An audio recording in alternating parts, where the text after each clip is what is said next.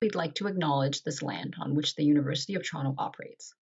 For thousands of years, it has been the traditional land of the Huron-Wendat, the Seneca, and the Mississaugas of the Credit River.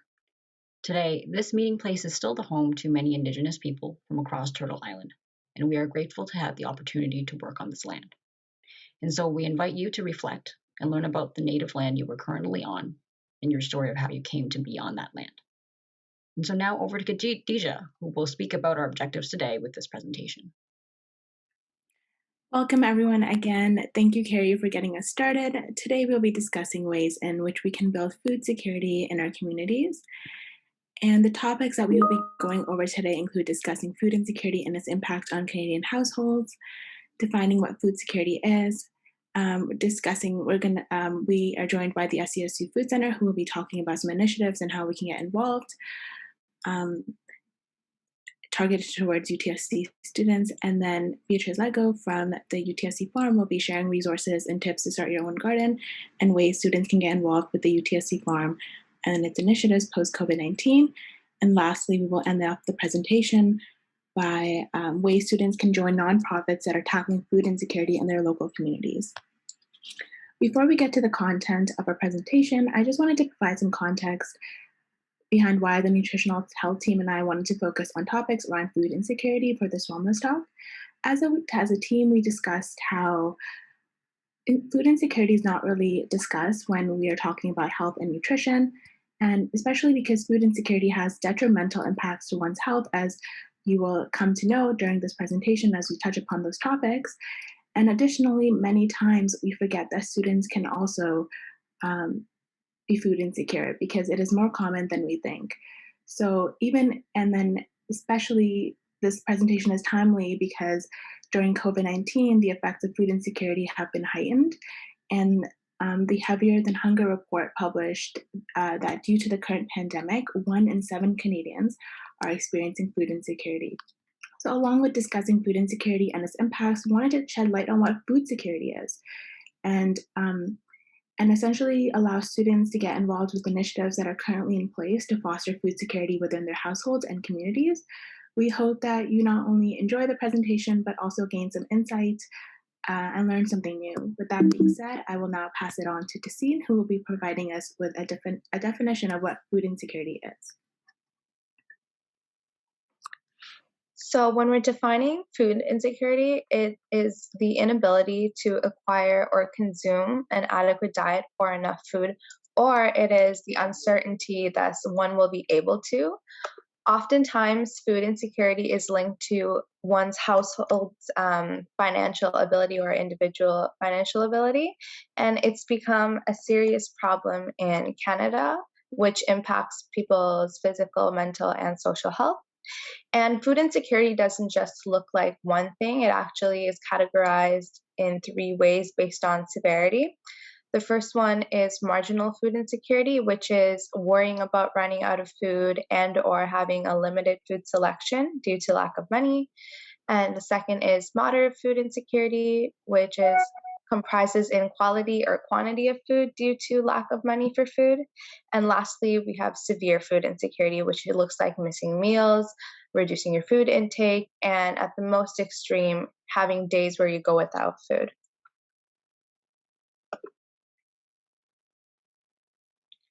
So just a couple of stats on food security in Canada so we have an idea of what it looks like right now.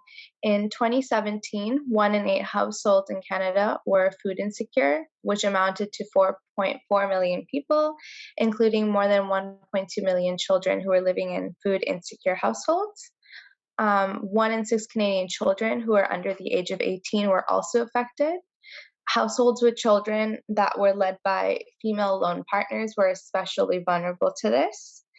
And the prevalence of household food insecurity is also contingent on whether you are racialized or Indigenous, because the highest rates of food insecurity are found among the households where respondents identified as such. And now I'll be passing it on to Mayela, who will be talking about the impacts of food insecurity on health. Thank you, Tassine. Next slide, please. Okay, so the lack of food goes beyond just hunger and it affects the holistic well being of a person. Food insecurity is associated with increased nutritional vulnerability, especially in Canada.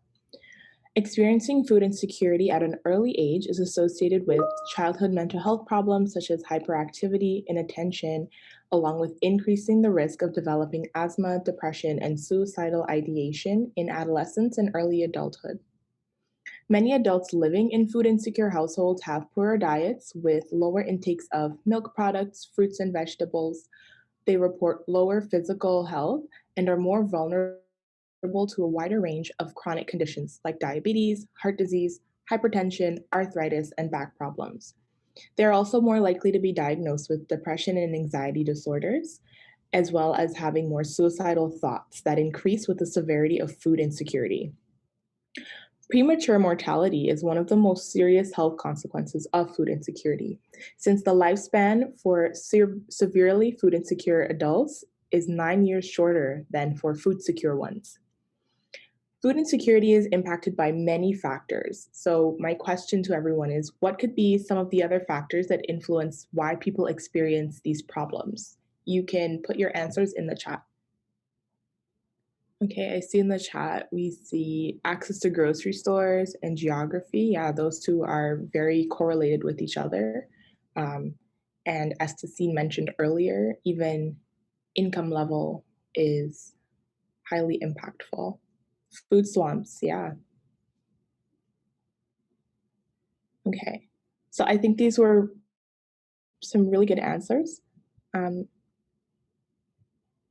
and so now that we've addressed food insecurity, it's also important to understand what is food security. So, according to the United Nations Committee on World food security means that all people at all times have physical, social, and economic access to sufficient, safe, and nutritious foods that meet their food preferences and dietary needs for an active and healthy life. This especially means being able to afford foods that are culturally appropriate. Beyond just the access to food, when people are food insecure, it can indicate that there is a lower quality of life for residents of a certain area. Apart from providing for basic nutrition, food insecurity is linked to economic stability, long term health, women's empowerment, and the environment. One way to establish food security is through basic income or guaranteed annual income, which is an initiative that will top up income for persons who are living below a designated poverty line. Next, Khadijah will tell us about the 5 A's of food security. Thank you so much, Myla, for giving us an overview of what food security is. So I wanted to discuss now the 5 A's of food security. These are the principles of food security that are used to educate people on the barriers to food that exist around the world. These principles state that people experience food security when their food needs satisfy the 5 A's. So the first dimension, as you can see, is for food security is availability, which states that there should be sufficient food for all people at all times. So we already produce enough food in the world to feed the global population, but the problem is that it is not distributed equally. So for example, for students who may be living on campus, this means that maybe they don't have, there's not enough available fridge for them to use, or there's not enough, the kitchen space isn't available for them, or they don't have a car to get to the grocery store. So these can impact what they can cook, what they can eat, and thus will influence what sufficient food will look like for them. The second dimension of food security is accessibility, which is the physical and economic access to food for all at all times. So, for example, as students if we do not have access to a variety of food or grocery stores near us, and we only have one, and it doesn't really sell affordable fruits and veggies, that's not accessible to us. So a lot of people who live in food deserts don't have access to multiple grocery stores that they can take advantage of. Additionally, if you don't have a car and you'd rely on public transport, is there a bus route accessible to you so that you can travel to said grocery store and get the food that you need? And then the third dimension of food security is adequacy, which requires that food satisfy dietary needs, factoring in a person's age, living conditions, health, and etc. And it should be safe for human consumption, free adverse substances, and culturally acceptable. For example, our food needs to be like dietary. It needs to meet our dietary needs. It needs to meet our cultural needs. And as a student, do you have access to those cultural acceptable food and food that meets your personal needs, whatever they may be? And then continuing on, the fourth dimension of food security is acceptability, which is the access to culturally acceptable food, which is produced and obtained in ways that do not compromise people's dignity, self-respect, or human rights. So as mentioned, the food that we're consuming, how is it being made? Is it being made ethically? Are people who are, farmers, producers of that food being compensated fairly? And is the food that we're consuming culturally sensitive, or does it take into our like many other factors that make sure that food isn't just food that we just eat? It has a lot of multiple barriers and dimensions to it. And lastly, agency, which are the policies and processes that enable the achievement of food security.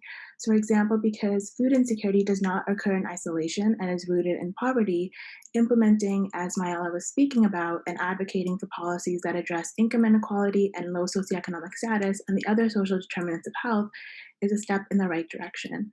So, without healthy public policy, food insecurity cannot be adequately addressed. Just having, food banks, which is great to have, it's a great resource, but we need to tackle food insecurity from within, from the root causes. So in conclusion, by addressing these 5 principles, we are able to analyze and understand the different food systems around the world while acknowledging the individual needs and experiences of people in relation to the food. So I would now like to welcome Naseem and Nafisa from the SCSU Food Center to continue our presentation. So thank you both for joining us. So I'll just go on to kind of discuss about what the SCSU Food Center is. So we are a service operated by the Scarborough Campus Students Union, and we were established in 2017. And our goal is to offer free quality food access in a dignified space for members of our UTSC community. And we aren't just limited to students at UTSC. If they have certain family members or relatives that are in need of using the service, we usually don't say no to anyone. So they're welcome to use the resource. So currently we've adopted certain initiatives because of the pandemic. So before, people would initially come into our food center, which is located at the student center, and just sign in and pick out any groceries that they needed for the week. But because of COVID-19 restrictions, we are unable to include that many people in a small amount of space. So we've developed 2 new initiatives. So we have our weekly grocery box pickup and the Food Share Toronto produce box delivery. So within the weekly grocery box pickup, it's a weekly sign up form that students or faculty or anyone is able to sign up for. And we have a pickup that takes place every Friday at the Student Center between 2 to 5 p.m. And each student receives a box which contains fresh produce such as different fruits and vegetables, dairy products like milk and yogurt, grain products like pasta, rice, cereal, and different household items, whether that's sanitary products or cleaning utilities and such. And on top of the box, we do lay out a bunch of items on different tables so people can kind of access the service like a grocery store.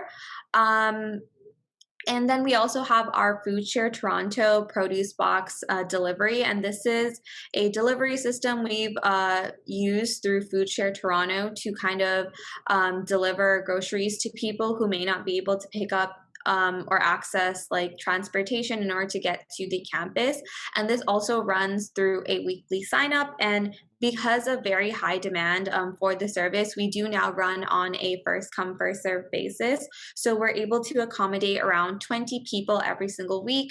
And the delivery day ranges based on location, but if you live within the Greater Toronto area, they're able to deliver to your home. And the Food Share Toronto produce box only contains fruits and vegetables. So it's only for people that are looking to kind of get produce, whereas our weekly grocery box pickup has a lot more options and range for the students. So you can sign up for our initiatives through this weekly sign up forms that are posted on our Instagram and Facebook. And in the sign up forms, we do have options such as listing your dietary restrictions. We offer all kinds of foods, whether that's halal or vegetarian, vegan. We accommodate the boxes accordingly and ensure that everyone's needs are met and they're all culturally acceptable. And yeah, so that basically sums up what the SESU Food Center is. If Naseem wants to add anything, she Yeah, can. for sure. It's died down a little bit right now, so I'm gonna say a word or two. We recognize that ultimately people who face food insecurity the most are people living in poverty, which often tends to be indigenous, Black students, Black people, racialized people, people with disabilities. And I think it's important that we recognize that food banks and food services are only temporary solutions to the bigger problem. We hope to hopefully not ever need to have a food bank. We hope that essentially justice within the system is established without need for generosity. That being said, thank you. Thank you so much for having us. And if you guys want to contact us or get in touch with us, feel free to email us at foodcenter@scsu.ca and also get in touch with us through our social media. I think there was a slide about how to sign up. So yeah, if you get in contact with us on Instagram and Facebook, we also do post different weekly features such as different organizations that are working to highlight food insecurity within our community. We also have Recipe Tuesdays where we post easy to make recipes for students within that are within a good budget. And then we also have our Food Secure Fridays initiative where we kind of post different facts and information about food insecurity and food security, both locally and around the world. So yeah, if you guys are interested in learning more about food insecurity and security in any way at all, feel free to follow us on our social media platforms. And we also have many upcoming initiatives such as campus-wide food drives, a campus garden that will be operating soon in the summer, and online healthy cooking classes that we'll be doing as well very soon. So yeah, just feel free to connect with us on social media to stay updated on our initiatives. And thank you so much for having us today. Okay, now I will bring it over to Beatrice Lecco, who will be talking about how we can start our own garden at home and take on some how to get involved with the UTSC farm post-COVID. So, but before starting, I'd just like to know actually who's there and who's willing to do and start his own garden. So please answer that first question poll to just know, how you're a beginner, intermediate, or more experienced gardener. I mean, this presentation is really focusing towards beginners and intermediate, but I'm sure that, as an experienced gardener, you always learn, from others and always learn some new tips. So hopefully that's be useful to you. So, okay, so we mainly have like beginners. Awesome. So you will get a lot of information, maybe too much, but that's a good start. So I should say, I'm gonna close that. Okay, so through the conversation today, you will learn about, how to choose the space for your garden and then also do some basic design of it. And then based on that space, what type of crops you can actually grow. I'll go also through some really basic garden tips and also give you, direction to explore further down the road, in the following years, if you're still interested in, expanding your garden. There is so many topics and a rabbit hole you can fall into. And I will finish with a highlight of the UTSC Campus Farm and how, you could be involved in the future. So, but before starting, I really want to highlight the benefits of gardening. And, while we talk about food insecurity, I think, the first meaning of gardening is really getting your own fresh produce and, this sense, this feeling of self-sustainability. But there is much more than this in some ways. I mean, you also have this feeling of self-esteem to just, be able to produce your own food and to be having all those great produce. And then you can further down the road share with others. So you've got also this social connection that's come out of gardening, and also connecting with other gardeners while you share your experiences and practices. And that's always you just keep learning while you do gardening. You never stop. And then there's also the aspect of physical activity. It's not like, doing a marathon, but still when you need to load some soils and to dig some holes, that's also really physical. And you have like this outdoor experience as well that's really bringing you an overall well-being aspect. And I mean, I know that for me, it's really a calming experience. It's really helped me to connect with the environment, with Mother Nature at large, and really completely disconnect from your busy life and just be there, right there, looking at those plants and just, caring for them. And that's the aspect also of gardening, and like every activities, you always have, a commitment that go with it. And gardening is really about caring and the time you commit to it. So you really need to be aware of it. It's not like you just start and then you wait for the end. You have a continuous engagement that goes with gardening and doing your garden. And it doesn't mean you need to spend hours every day. It can be just 10 minutes, but that 10 minutes need to happen maybe on a daily basis, because that's what at the end, you're gonna get the produce you want. And so the season of our growing season, it's about 10 months. And so the downside is you've got to try it every year. So, every year you have a new experience that come with it, but you can't really repeat too much over the same season. But yeah, so you start in the winter, planning right now, like we do, and prepping, you're thinking about your garden, what you'd like to do. And if you have the capacity, then you can also start to do some indoor planting and starting your seedlings indoor.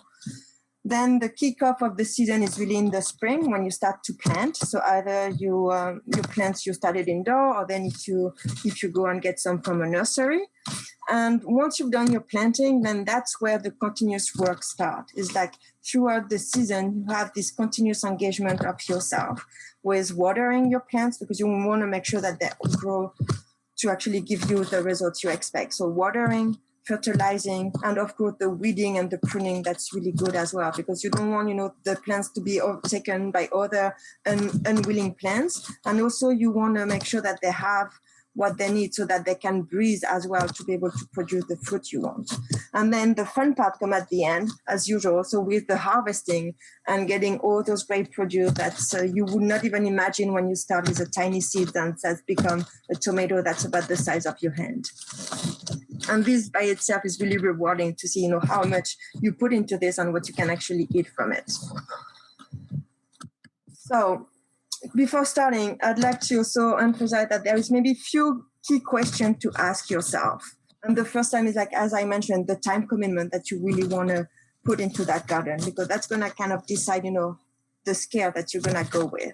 And also, what do you want to grow? I mean, so here's again another poll is at the end is for yourself, this garden. So do you want something to eat and grow something that you like to eat, or it's more for the aesthetic of it, so having a decorative gardens, or herbs from which you can make tea, and of course you can have the combo of all of those. So it's really it's for yourself that you do it all and foremost. And so okay, and what I can see is so decorative vegetables as normal, and a combination of all of those. So, okay, so we've got a mix of interests. Awesome. And the other aspect is also, the budget, because there is a lot that you can use to, you can reuse containers, but there is a minimum of a budget that you need to consider. And in particular, I would say, don't be cheap in some way to talk about the soil, because the soil is really what's going to give you the results you want. So if there is something that you need to buy, really consider buying a good soil. Okay, so now let's get into the idea of designing your garden. So as I've already mentioned, start small, especially if you're a beginner. The idea is really for you to learn. And I say you've got a learning experience per season, so you want to make the most of it. So consider something that you'll be able to manage. Then the next advice would be to observe and learn from the space you actually you are considering from a garden. It's not just, putting your plant there and see what they do. You need to have some thinking about it, and especially the sun exposure versus the shade area. Because if you want to go with fruit and veggies, you need at least 6 hours of sun. So be mindful of this. And also consider how the sun exposure change over your growing season.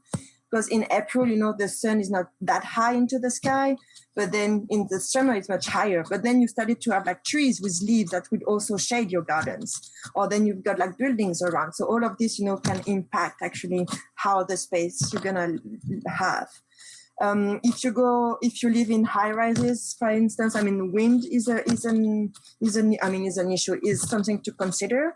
So you might have also to consider having, some protection or wind protection to actually be able to protect your plants.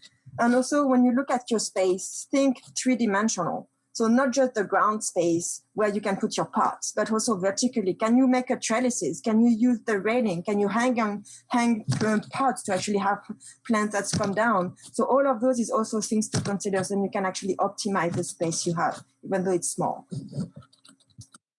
So from there, once you have an idea of, what the capacity of your space, then you can start to think about the cultivar that you want to go. So as I mentioned, if you want to go with vegetables and fruit, just be mindful that you need at least 6 hours of sun per day to be, to have like produce. And also if your space is small, I would advise to go with small veggies and fruit. You don't need to have like necessarily big tomatoes, but maybe cherry tomatoes, and just one plant of cherry tomatoes can just produce so much. So really consider small. And out there is more and more actually cultivars for small space. So there is a lot of variety that you can go with. So if your space is more like shade oriented, so I would say leafy greens and herbs are really the key to this. And of course you can combine with the flowers, and even with the flowers, if you want decorative, you can maybe combine the idea of edible flowers to add to a salad or to get a pinch or to put it in a drink. So that's also, all those combinations that you can play with. And the next step, once you have, the type of cultivar you want, then you need to think about, okay, where I'm going to put them and which pot. And this is really important to really look at, the size of your plant when it's become mature. Because when you buy it, yeah, they're tiny. But look at a tomato plant, how it can become, 6 feet tall. So you won't leave it, in a 4 inches pot at the end of the season. So that's also, the plants you're going to grow, that's going to dictate the container you're going to use. But there are key parameters for your containers. You want something that's porous, because then it can really help. It's going to allow the roots to breathe. If it's too confined in like a compact soil, then your roots won't breathe, and then that's where you're going to have like diseases. You also want something that can easily drain, because you don't want the water to stagnate and to stay there in your pot. You want to make sure that, the soil is really drained. And also a good aspect would be to consider to have a water reservoir at the bottom of your pots, especially when you have like some drought, then at least there is always some water down there where the roots can go and get to it. And that also forces your plants to go down the soil instead of to have the roots stay at the top and therefore not to be that strong. So if you go with ground gardens, if you're lucky to have a grounds, I would say, especially in an urban setting, consider about, a risk of contamination and look at the history of your sites. But also often soils are really compacted, so you will have to do some work to actually destroy and manage that compaction and add to it. But overall, don't overplant.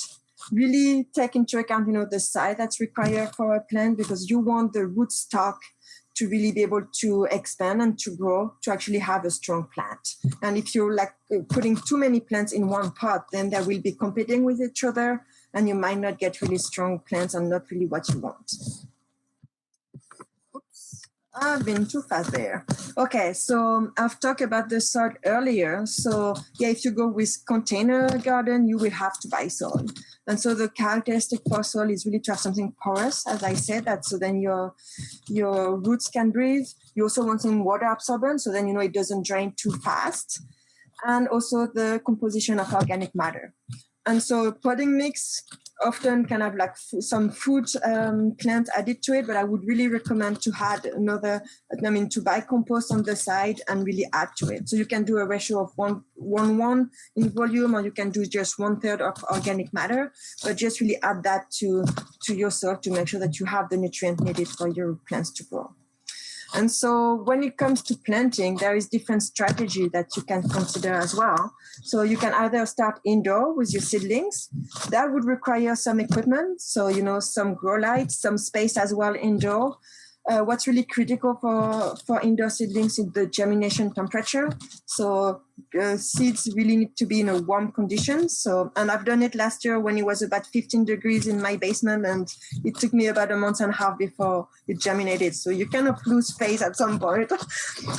So if you don't have the space, and especially if you're a beginner, I would not recommend to start with indoor seedlings right now.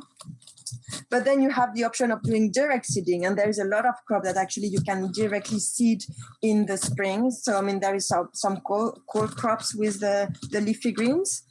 And then you have like all the other crops like the beans that actually just can be directly seeded in your garden in mid-May. And of course, then you have the transplanting. If you buy, seedlings from the nursery, then you can transplant them by mid-May. And so to just go over what some basic garden tips, I would recommend to really go and keep a journal of your garden, because, from one year to another, you often forget what you've been doing, but it's also during the season, and you can take notes and really, evaluate how things been evolving, on a daily basis, on a weekly basis. So especially looking at, the sun exposure, that's why you can write that down. And you can also even start to do a scheme at the beginning of the season. When you think about your garden, like, I want tomato, I want, flowers, I want this. Just like try to, represent where those could be on your space, and then you can move them around afterwards. So the other tips I would recommend is the watering. If you can, really do it from the bottom, so then the roots would go really down into the soil, so you have a stronger plants. If you do direct seedlings, be aware that some seeds need to be hydrated, especially the beans and the peas, because they've been dried, so you want them to be hydrated, so then the germination will be much easier. And in terms of plant care, there is few things that you need to consider. So the pruning, that's really important, especially if you go with tomatoes, for instance. So you don't want to have the bushy plants and that just focus on leaves. You actually want something that focus on fruits. So by removing some of those leaves, that's also give aeration into the plants and minimize diseases. And then there is all the aspect of fertilizing. So if you add compost at the beginning of the season, then you already have the nutrient there. If you go more with ground garden, then you might have to add some nutrient into it. So then there's different natural fertilizer that you can use depending on, the lacking of nutrient in your soil. And after, your first or 2 years of experience, if you're really into, gardening and feel like, you want to explore, there is tons of different topics that you can go to, and I haven't even touched here, but the indoor seedlings, the seed saving is another piece that you can look at, and actually we've been doing at the farm.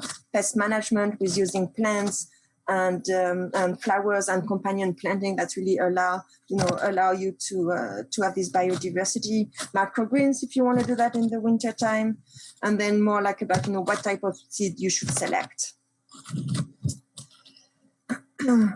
So for the second part of the presentation, I will just go quickly toward the campus farm. So the campus farm is it's a new project. It's starting in 2018. And so we are starting our 4th season right now. And so it's really dedicated to teaching and research and community engagement. And as part of that, we are doing some food production depending on, what's required for the courses. But the idea is also to support food production on campus. And actually with the pandemic this past season, we've been growing 400 kilos of food that we actually donated to the SCSU Food Center. And I hope that this year we can do that. And as it's been mentioned, maybe even having a garden for the food center there at the farm. And it's really a project in development. So we're really at the starting of it. And there will be more and more opportunities for you to get involved and new project that's gonna come along. And so way for you to be involved is The first one we get through your courses. So some faculty are aware of the farm, and I will be honest, I mean, a lot actually people don't even know that there is a farm at UTSC. So if you didn't know, you're not the only one, no worries. So I would encourage you, I mean, if you have a good contact with your faculty in your mention, or like if you consider some courses, just, ask them if like they've been considering to using the farm as support for the courses. And it's touch any discipline. We're not really focusing on some specific one. It's like all across campus and all across curriculum. So please encourage your faculty to consider the farm as a tool. So the research as well, more for graduate students, if you are in a field that need to do some outdoor activities, there is a way for you to get research plot at the farm. And then some program also requires some placement. And I've been also supervising some internship from master degrees, but also some co-op opportunities we're looking at. So there is ways for you to really get involved with the farm, even through your curriculum.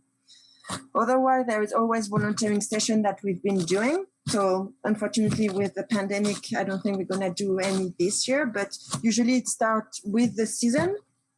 So you can really learn from the entire season all those practices of gardening, and also, meet other students on campus.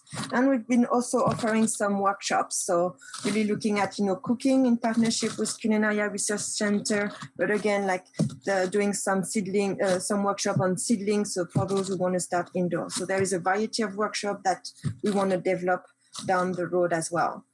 And so to be in touch, we are on social media, so on Twitter and Instagram. So please go at UTSC Edinburgh Campus and follow us. You can also email me at edinburghcampus.utsc, and we also have a website that show pictures of the farm and also what we've been doing in the past year. And also for you to start to kick off this season, here are some resources that you can use. So there is a good series of short videos on Lee Valley that's been done by Nikki Jabour. The book of Lara Morse, it's also at the UTSC library. So I encourage you to actually look into it. And one aspect that you need to consider for resources is also the seed provider. And those websites usually have a lot of information about the crops that you want to grow on the particular cultivars, and also the package of the seed that you buy. There's a lot of information there that you can just take as is and just try to implement. This Saturday, actually, so if some of you are really interested to get started, there is the CD Saturday.ca Toronto, where actually this is an event that's happening every year. So this year is virtually because of the pandemic. But this idea of the CD Saturday is actually for you to go and exchange seeds and meet a lot of seed provider. But also there is like webinar that will be given this year. So then you can also learn more tricks on that event, and it's free. So just go on and look into this.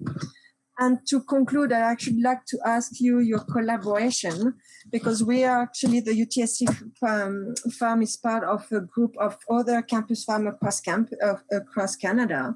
And we are doing this survey to know how campus farms are actually contributing to the student learning. And that's going to really help you to make a case for the farm to universities, but also know how we can actually support you as you're doing your curriculum. So please answer this survey so we can provide you, with good workshops and support as you need it. So thank you so much for listening. I hope I wasn't too fast. It was a lot, I know, but I wish you good luck for your garden, and you can always email me if you have any questions. Thank you. Hi, everyone. My name is Selena, and I will be sharing information about nonprofit organizations that work towards food security locally and globally. And to give you guys some context, over the summer, I had the opportunity to participate in the U of T COVID-19 Student Engagement Initiative. And this initiative was set out to foster a global community during the COVID-19 pandemic. And the project that I proposed was to do an investigation of how COVID-19 has impacted food security within Toronto and beyond. So now I'm going to show you guys a little preview of what each episode entails in the next slide. What are the essential services? So So what exactly is an essential worker? What is and isn't considered essential? Lockdown in a bid to ease availability of essential commodities in the except for essential services. And essential services as the And we must take all steps necessary to slow the spread of COVID-19. The COVID-19 pandemic has forced us to focus on what is essential. Food is essential for survival, yet millions of individuals around the world suffer from hunger. Access to nutritious food is an ongoing struggle for many.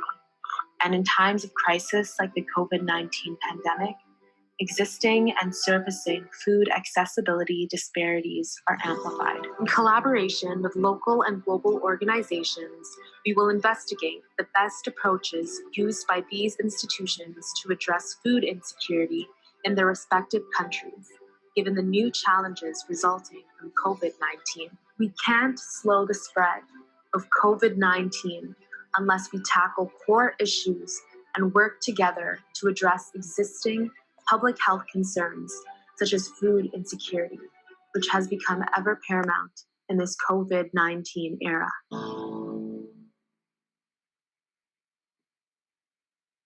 Next slide, please. So the nonprofit organizations that I worked with included Rise Against Hunger Philippines, Taibu Community Health Center in Scarborough, and Black Creek Community Farm in the Jane and Finch neighborhood. And while each of these organizations serve different communities, they all work towards food justice. Essentially, I conducted research on each organization and how COVID-19 has exacerbated food insecurity within their communities and what they're doing to alleviate this issue given the new challenges COVID-19 presents. I then created a video series to advocate for all of the work that still needs to be done for food security to be achieved worldwide and within their own community, and to also inspire others to join the battle against food insecurity. So now I'll be sharing some information about each of the organizations and showcasing some videos that we made for the series to give you a little sneak peek on the important work each organization does. So the next slide, please. Perfect. So Rise Against Hunger Philippines is an international organization, and they distribute food and life-changing aid to the world's most vulnerable, and they mobilize the necessary resources to end hunger by 2030. They have many locations worldwide, but for this project, we worked with Rise Against Hunger Philippines, and we spoke with Jomar Fleras, who is the executive director.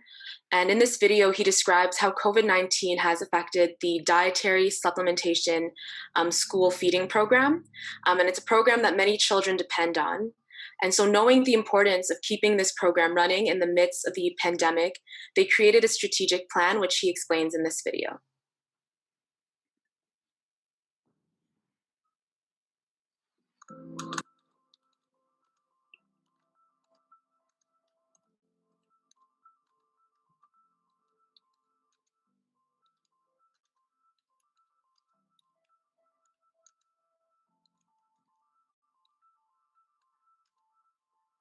According to the 2020 Food Security and Nutrition Report, 59 million people face moderate to severe levels of food insecurity in the Philippines, more than half of the entire population. Stationed in Makati City is Rise Against Hunger Philippines, an organization with a mission to end hunger. Known to provide meals to various areas in the Philippines affected by natural disasters and conflict situations, this organization was presented with a new challenge, responding to a viral pandemic. I am Jomar Fleras, Executive Director of Rise Against Hunger Philippines. Rise Against Hunger Philippines is a member of the Global Confederation of Rise Against Hunger, which is a hunger relief organization. We are based in the US and have branches in the Philippines, Italy, Malaysia, South Africa, and India. Rise Against Hunger globally has been established for the past 22 years. In the Philippines, we've been here for the past 5 years. Rise Against Hunger Philippines is involved in dietary supplementation program that means feeding of school children. We also operate the first and only food bank in the Philippines that is internationally recognized and supported. We are also involved in agriculture and food security projects, research, as well as advocacy projects. Our main mission is to end hunger by 2030. We follow the Sustainable Development Goal, which is to end hunger by 2030. The figures right now show that because of COVID, that goal might not be achievable at all. So we have to work doubly hard, or even we're able to at least reach that goal, if not to end hunger, then maybe be more responsive to COVID-19 and other epidemics. And of course, in the Philippines, we're number one in terms of disasters, and so we're not even in the typhoon season yet. We fear that there will come a time that we'll be facing COVID together with other natural calamities. And so we have to give up our resources to be able to respond to this conflagration of calamities and disasters.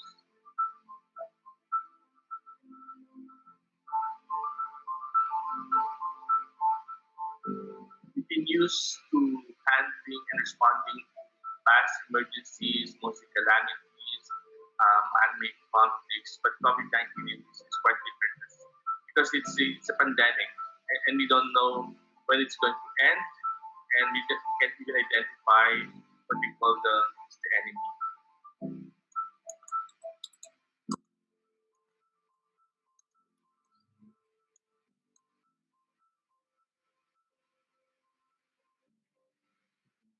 So the next organization that I'll be talking about is Taibu Community Health Center. And this organization is located in the Malvern neighborhood of Scarborough, and they're at the forefront of the delivery of community health and social services to Black communities across the GTA.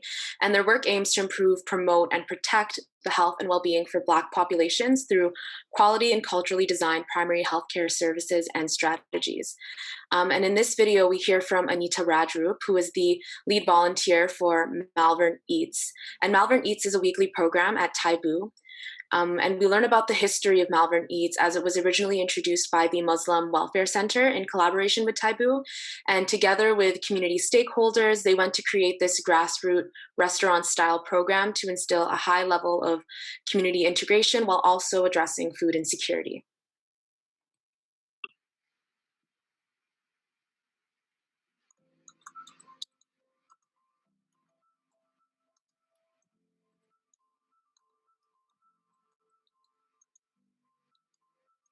My name is Anita Radrup. I started here at Taibu about 6 years ago.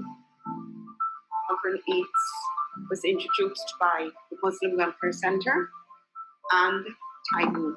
Two organizations came together, and they decided that Malvern community is a needy community. So they decided to do a restaurant-style program for the community. But before Malvern Eats started, Presbyterian Church across the street, they were doing a program once a month. Then Ras Aziz from the Muslim Welfare Center, he somehow got wind of that program, and he decided that we'll, rather than doing it there, we'll combine the program and have it at Taibu. So after a few meetings with Taibu,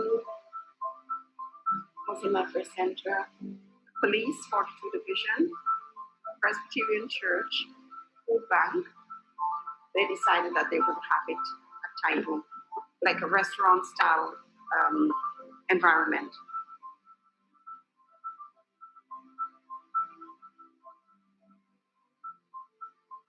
Then we started with 150 people. As the years went by, we served 220, 250. It just skyrocketed.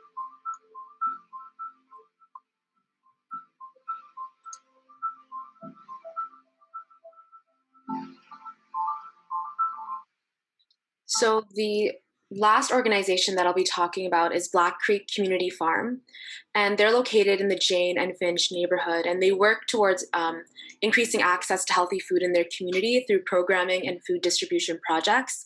They offer a range of community programming for people of all ages, and all of their programs have food security as a central element, with food literacy and food skills as key components. And in this episode, we speak with Letitia Diawu, who is the program director for Black Creek Community Farm. And we hear about the different lessons that they learned regarding collaboration changes that occurred in the aftermath of COVID-19. And more importantly, we learn about how the Black Creek Community Farm was able to soldier on and persevere through the different challenges highlighted.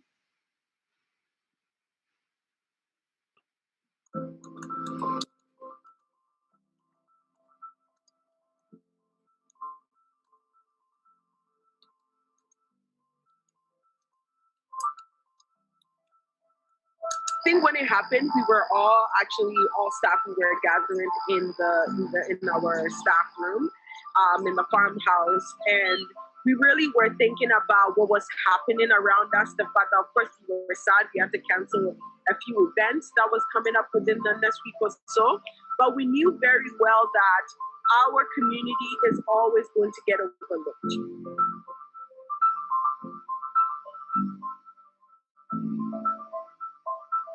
And as a farm who, pride ourselves with doing justice work, we were looking at what are the ways that we can support each other and support our community. So it was not based on a charity model. It was just based on how do we make sure that our community is taken care of? How do we do that ourselves? And it was very easy for us within that moment to come up with a plan of sort of what we want to do and to do it, whereby some organization, even a week after the pandemic, after the first shutdown, they were meeting to try to figure out what to do, whereby we were already on the road in working with FoodShare to make sure that we can get food.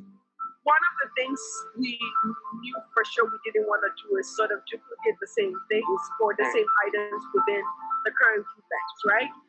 High rates of diabetes, high rates of blood pressure, knowing that a lot of the foods that people are getting from the food banks are canned, and preserved foods. We wanted to make sure that people can also have fresh vegetables as well.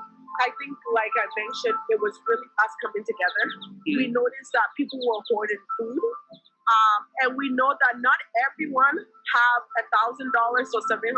Like I was in line at a grocery shop where people were spending $700, $1,000 to purchase food, and we know that not everybody. Right? So we wanted to do something that at least can help to support families in this difficult time.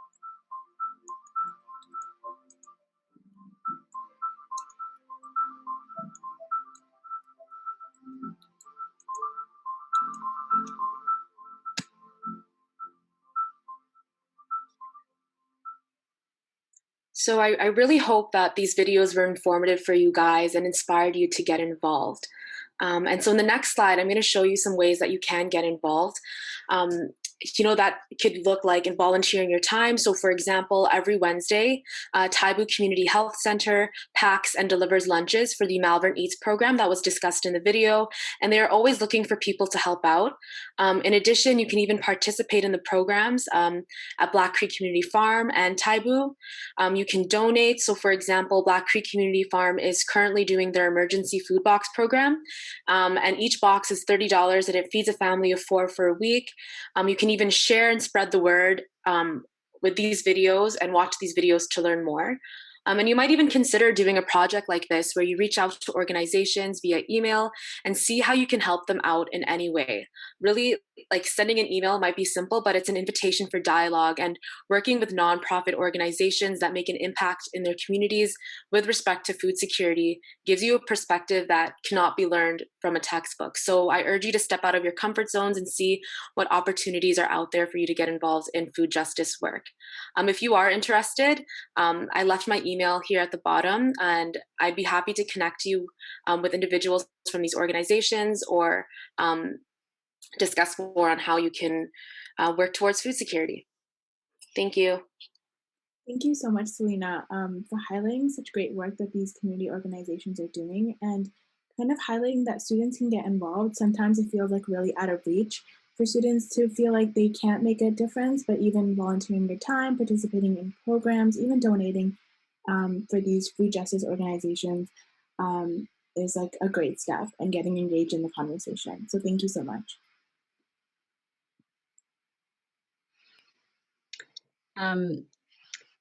So to kind of wrap up our presentation today, we'd like to talk a little bit about the other resources that are available to us at the Health and Wellness Center and from some off-campus ones as well. So there's more information about the services at the Health and Wellness Center at their website, which we'll link in a second in the chat. We can also book an appointment by calling in or by sending an email. And so there are therapy and support groups that are running online this term, and there's more information at the group therapy link. As for UTSC mental health, that provides a list of on and off campus mental health resources, while My SSP provides 24-hour counseling services to UTSC students, whether they're inside or outside of Canada, which you can access by downloading an app at the link that's shown. And finally, Health and Wellness has a monthly newsletter that you can subscribe to for all the latest information. And I'll just put all those in the chat. Okay, so the next slide, please. And so I just want to give a quick plug for the program of which I'm part. So it's a program run by students for students. We've been trained by the Mood Disorders Association of Ontario in support skills. And so the idea here is a safe space for folks to come in and just talk about whatever's going on with them. Share and learn coping skills and other resources. And so during COVID, we're running via Teams on Tuesdays and Fridays from 1 to 2:30. And so there's more information at the website above, or you can email the email address that's shown with your name and the name of the group that you want to participate in. That is the peer-to-peer drop-in groups. And they will send you the Teams link. And so I will also drop those in the chat. Oops. Okay. And so thank you all for coming today. And thank you to Naseem and Nafisa from the SCSU Food Center, Beatrice Legault from the UTSC Farm, Selena, and the Nutritional Health team for all of the very useful information and really interesting perspectives that they shared with us today.